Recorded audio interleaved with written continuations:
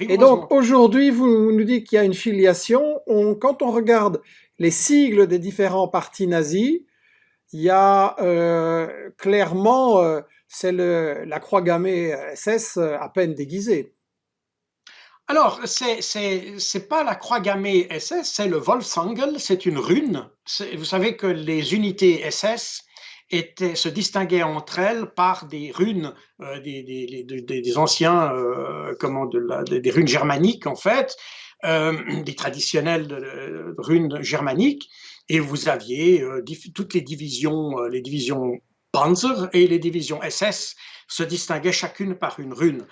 Le Wolfsangel, c'est cette espèce de Z retourné avec barré par un I. C'était l'emblème de la deuxième division SS Das Reich. La deuxième division SS Das Reich, elle a la particularité en Ukraine d'avoir libéré la ville de Kharkov. Ou Kharkiv, on dit aujourd'hui, parce que c'est devenu l'Ukraine. En 1943, elle a libéré Kharkov, avant de retourner sur France d'ailleurs et de commettre en juin 1944 le massacre d'Oradour-sur-Glane. Alors en France, Das Reich, c'est des criminels de guerre, mais en Ukraine, c'est des libérateurs. Et c'est là où on a cette espèce d'ambiguïté que d'ailleurs les pays occidentaux ont en fait un peu exploité. Pourquoi? Parce que d'abord, il faut savoir que la lutte, on a parlé dans les années 30, donc la guerre de ces unités SS, mais après la guerre, c'est-à-dire dès 1946, l'ennemi n'est évidemment plus les nazis, mais l'Union soviétique. Et là, les Américains, les Français et les Britanniques ont commencé à alimenter une subversion armée, enfin une guérilla, on peut dire, contre l'Union soviétique, toujours dirigée par Stepan Bandera, qui avait aidé les Allemands pendant la guerre, et qui a mené jusque dans les années 60 des guérillas en Ukraine contre les soviétiques. Et ça s'appuyait sur l'armée insurgée ukrainienne, dirigée par Stepan Bandera, mais aussi sur les anciens Wehrwolf. Wehrwolf, ça veut dire loup-garou en allemand. C'était des unités de SS, c'est l'ancêtre du Gladio, si vous voulez. C'est le Gladio du Troisième Reich, qui avait son quartier général en Ukraine, à Vinitsa. D'ailleurs, il y a une des affiches que je vous ai montrées où on voit un juif armé d'un pistolet et puis une étoile rouge sur la tête.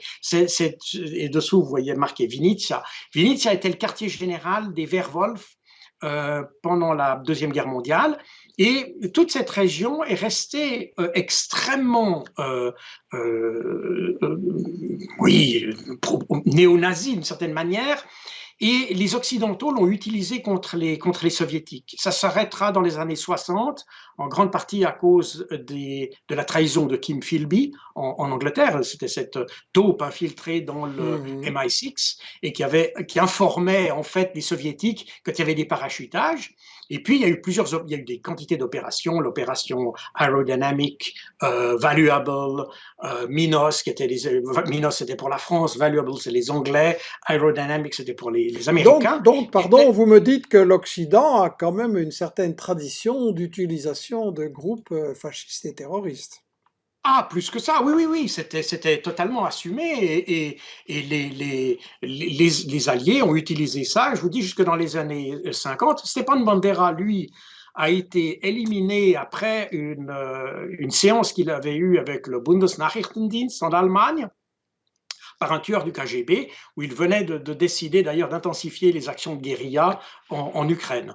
Donc, vous voyez, ce qu'on a aujourd'hui en Ukraine c'est en fait la continuation de quelque chose qu'on avait déjà jusque dans les années 60. Oui, parce que Et, quand on voit un groupe contemporain comme le bataillon Azov, qui est devenu un régiment Azov, là, eux, ils mettent carrément la croix gammée sur un drapeau ukrainien. Et tout à fait. on a des indications aussi, si je monte le corps national, c'est vraiment un phénomène assez large. Oui, C'est alors pas des je viens marginaux. là-dessus.